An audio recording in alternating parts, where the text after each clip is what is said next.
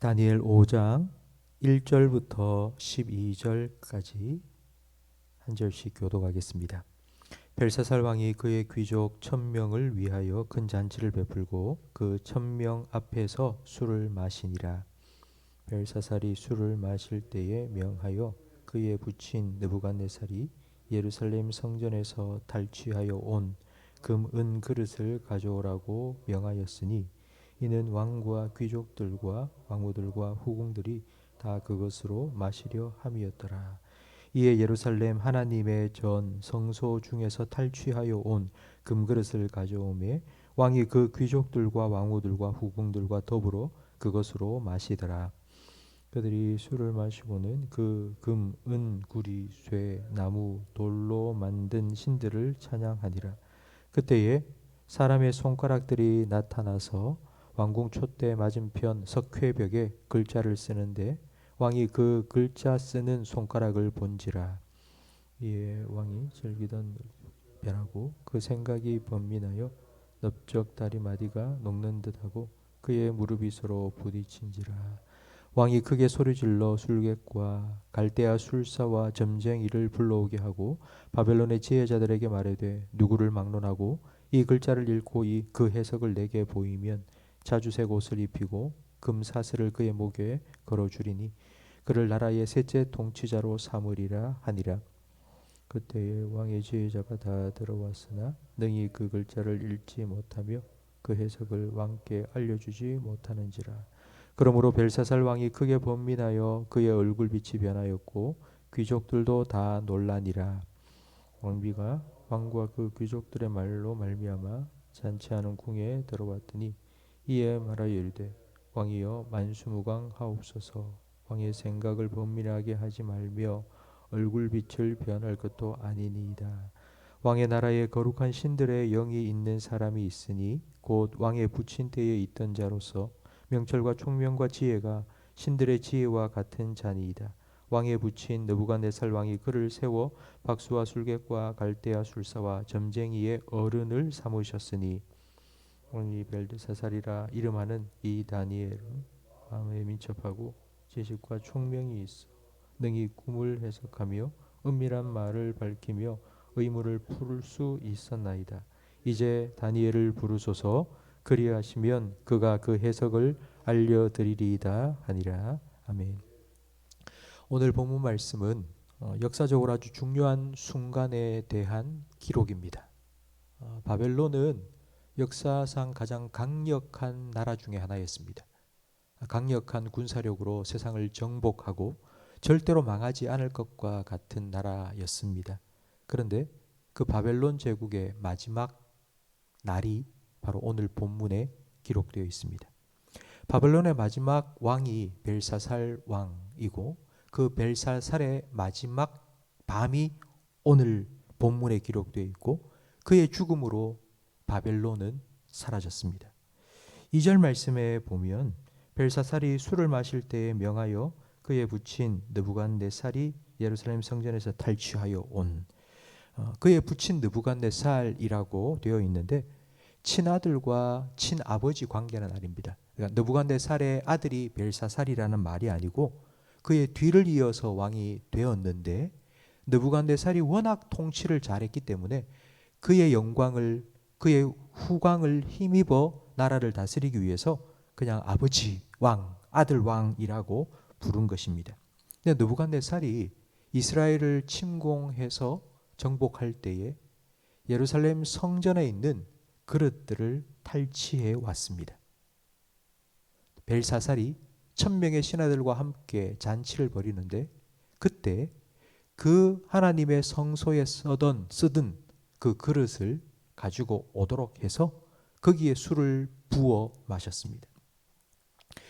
바벨론의 왕이라면 그 그릇보다 더 좋은 그릇들도 많이 있었을 것입니다. 그런데 하필이면 하나님의 전 성소에서 쓰던 그릇을 가지고 와서 거기에 술을 부어 먹은 이유, 분명한 의도가 있습니다. 벨사살이 볼 때에 자기 아버지 선왕 느부갓네살은 하나님을 너무 두려워한 겁니다. 조서를 보내면서 하나님을 경외해라. 하나님을 섬기지 않으면 죽이겠다. 뭐 이런 얘기를 너무 많이 한 겁니다. 하나님 두려워할 필요가 없는데, 우리도 우리가 섬기는 신들이 있는데 왜 하나님을 그렇게 두려워하지? 라는 마음을 가졌습니다. 그래서 하나님 그까짓 것 아무것도 아니야. 그릇 가지고 와. 거기다 술을 부어 마셔. 그리고 대놓고 우상 숭배를 하도록 한 것입니다. 그때에 5절 말씀에 보니 그때에 사람의 손가락들이 나타나 왕궁 촛대 맞은편 석회벽에 글자를 쓰는데 왕이 그 글자 쓰는 손가락을 보았습니다. 갑자기 술을 부어 먹고 술에 막 거하게 취해서 막 흥이 막 올라가고 있는데 저쪽 벽에 사람의 손이 하나 탁 튀어나온 겁니다. 그리고 그 벽에다가 글을 쓰고 있는 걸 왕이 술을 먹다가 본 것입니다. 그 광경을 목격한 벨사살 왕은 얼굴이 사색이 되었고 사시나무 떨듯이 무릎이 부딪힐 정도로 덜덜 떨었습니다.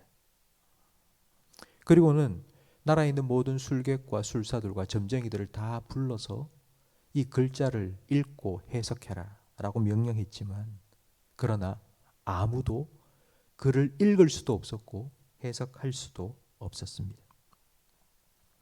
10절 말씀에 보면 왕비가 있었는데, 왕비가 왕과 그 귀족들의 말로 말미암아 잔치하는 궁에 들어왔다고 기록되어 있습니다.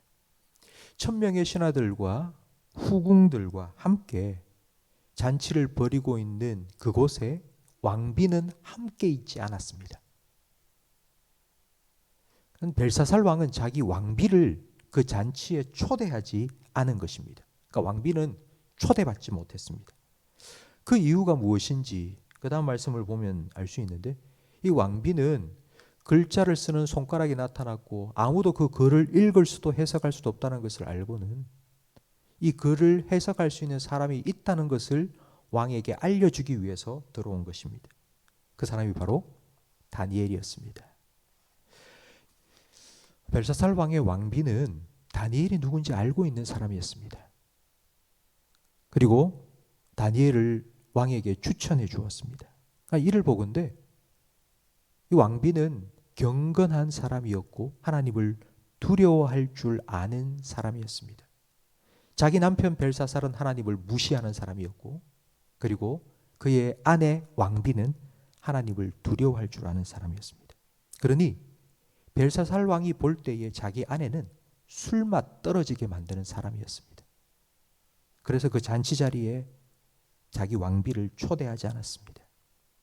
또 한 사람 초대받지 못한 사람이 있었는데 바로 그 사람이 다니엘입니다. 다니엘은 이미 느부갓네살 왕 때부터 왕의 총애를 받고 국사에 참여하여서 총리로 나라를 다스리던 신하였습니다. 그런데 1000명의 신하를 초대해서 잔치를 벌이는 그곳에 벨사살은 다니엘을 초대하지 않고 쏙 빼놓았습니다. 여러분, 벨사살이 잔치를 벌이면서 하나님의 전에서 쓰던 금그릇, 은그릇을 가지고 와 거기에 술을 부어 먹은 이유, 그리고 하나님을 경외하는 하나님의 사람 다니엘을 잔치 자리에 초대하지 않은 이유, 분명한 의도가 있습니다. 자기 아버지 부왕 느부갓네살이 두려워하던 하나님을 무시했고 교만한 마음으로 자기의 왕위를 지키려고 했기 때문입니다. 저는 벨사살 왕의 초대를 받지 못한 다니엘을 보며 거룩한 왕따라는 말이 생각났습니다. 우리는 왕따라고 할 때 좀 부정적인 말로 많이 씁니다. 뭔가 적응되지 못하고 사람들로부터 손가락질 당하는 그런 의미로 쓰여지는데, 사실 이 거룩한 왕따라는 말은 세상 속을 살아가는 그리스도인들에게 종종 붙여지는 별명입니다. 이 거룩한 왕따는 세상에 부적응자라는 말도 아니고, 그리고 광신자라는 뜻도 아닙니다. 우리 예수 믿는 사람, 하나님을 경외하는 우리 성도들은 세상 사람들이 볼 때에는 뭔가 좀 불편한 사람입니다. 하지만 꼭 필요한 사람입니다. 불편하지만 필요한 사람입니다. 다니엘처럼. 세상 사람들이 볼 때 불편하지만 필요하다라는 이 말을 비유로 하자면 바로 자동차에 달려있는 브레이크와 같은 사람입니다. 죄악을 향하여, 심판을 향하여 달려가고 있는 세상을 멈춰 세울 수 있는 사람. 자동차는 싱 하고 달려가는 게 뭐 그 본래의 목적인데 그걸 자꾸 브레이크를 밟아서 멈춰 세우도록 하는 바로 그와 같은 사람. 그래서 그리스도인들은 세상 속에서 거룩한 왕따입니다.